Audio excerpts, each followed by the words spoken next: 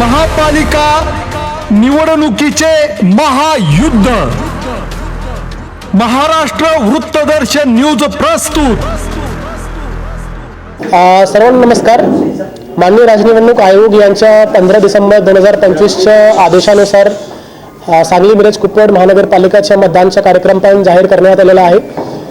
या महापालिका चुनावामध्ये एकूण मतदारांची संख्या 4,54,430 असणार आहे। त्याच्यामध्ये पुरुष 2,54,483 आणि महिला 2,29,835 आणि इतर 82 मतदार असणार आहे।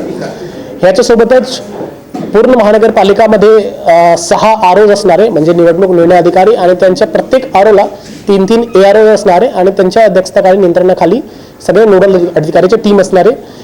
ह्याच्यामध्ये जे आरओ ऑफिसेस आहे ते मनपा विभागीय कार्यालय कुपवाडमध्ये एक आरओ ऑफिस असणार आहे, दुसरा मिरज विभागीय कार्यालयामध्ये असणार आहे, तिसरा बालगंधर्व नाट्यगृहामध्ये असणार आहे, मिरज चौथा प्रभाग समिती क्रमांक 2 मनपा ऑफिस गणेश मंदिरला असणार आहे, 5वा तरुण भारत स्टेडियमला असणार आहे आणि लास्ट अग्निशमन बंगला अग्निशमन केंद्र मालबंगला या ठिकाणी 6 आरओ ऑफिस असणार आहे।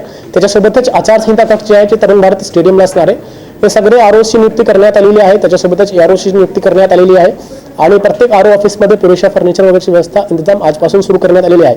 याच्यासोबतच तक्रार निवारण केंद्र आजपासून आम्ही ॲक्टिवेट करतोय, आचारसंहिता कक्ष आजपासून आम्ही ॲक्टिवेट करतोय आणि कुठलाही तक्रार वगैरे आला तर त्याला त्याच्या विविध पद्धतीने ॲड्रेस केली जाईल।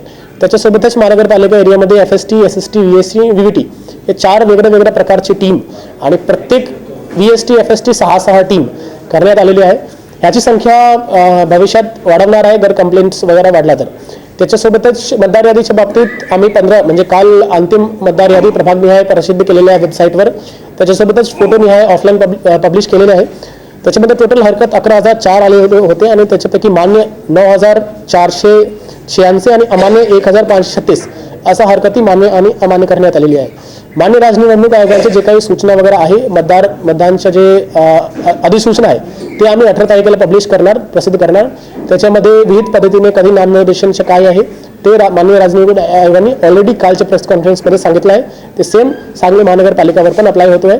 सांगली महानगरपालिका पूर्णपणे मतदान शांतीपूर्वक पार पाडण्यासाठी रेडी आहे आणि आम्ही आम जनतेला पण आवाहन करतो की जास्तीत जास्त संख्येने वोट देऊन हा महापालिकेच्या मतदानाला सक्सेसफुल व्हावा। आचारसंहिता भंग होऊ नये याच्यासाठी आचारसंहिता कक्ष तरुण भारत स्टेडियमला स्थापित करण्यात आलेला आहे। तिथे नोडल म्हणून उपजिल्हाधिकारी श्री रघुनाथ पोटेलची नियुक्ती करण्यात आलेली आहे।